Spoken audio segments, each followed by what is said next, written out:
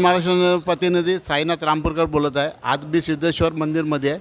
हा प्राचीन मंदिर आहे आणि लिंगास्वामी लोकांचे मंदिर आहे. त्याचं आपल्या इकडं महाराज आहे, तो थोडं सांगतील मंदिराबद्दल. माझं नाव गुरुराज महेश हब्बू. आम्ही वंशपरंपरेने इथं पुजारी आहोत, अर्चक आहोत. हे सिद्धरामेश्वरांचं 850 वर्ष असं पुरातन मंदिर आहे. सिद्धरामेश्वर हे शिवाचेच अवतार. एका गंधर्वपती पत्नीला श्रापामधून मुक्त करण्यासाठी श्रीशैल मल्लिकार्जुनांनी त्या गंधर्वपती पत्नीच्या मनुष्य रूपात असताना त्यांच्या वंशात अवतार घेतला होता. एका गंधर्वपती पत्नीला श्राप असतो की त्यांना मनुष्य रूप घेऊन जन्म घ्यावा लागेल. त्या श्रापमुक्त करण्यासाठी शिवानी सिद्धरामेश्वरांच्या रूपात त्यांच्या घरी अवतार घेतलेला असतो. पुढं सिद्धरामेश्वर हे वयाच्या 8व्या वर्षी श्रीशैलला पायी चालत जातात.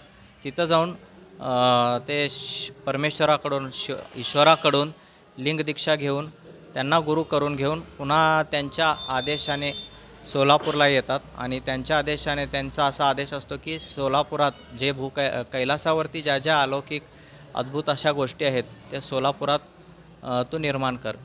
त्यांच्या आदेशाने ते सोलापूरला येऊन सोलापुरात वेगवेगळ्या ठिकाणी 68 लिंग, अष्टभैरव, अष्टगणेश याची स्थापना करतात व त्यासोबत 68 तीर्थ म्हणजे वेगवेगळ्या गंगेचे 68 तीर्थ, जे प्रत्येक 68 लिंगाला, प्रत्येक एका लिंगाला एक तीर्थ म्हणून असं या सिद्धरामेश्वर मंदिराच्या भोवती जो तळ आहे त्या तळ्यात 68 तीर्थांची निर्मिती करून वयाच्या 40व्या वर्षी एक जिवंत समाधी घेतात.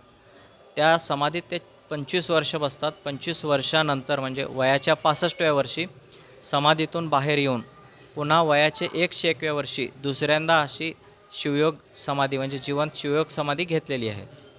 त्यांच्या अवतारामुळे पुढं त्या गंधर्व पतिपत्नी जे मनुष्य रूपात त्यांचे आईवडील असतात त्यांना मोक्ष भेटून पुन्हा गंधर्वस्थान भेटतो.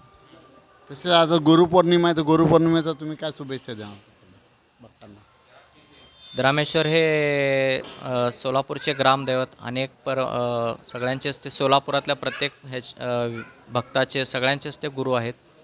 सिद्धरामेश्वरांची कृपा त्या प्रत्येक भक्तावरती असावे जो श्रद्धेने सिद्धरामेश्वरांना दैवत व गुरु मानतो. विशाल महाराष्ट्र प्रतिनिधी साईनाथ रामपूरकर.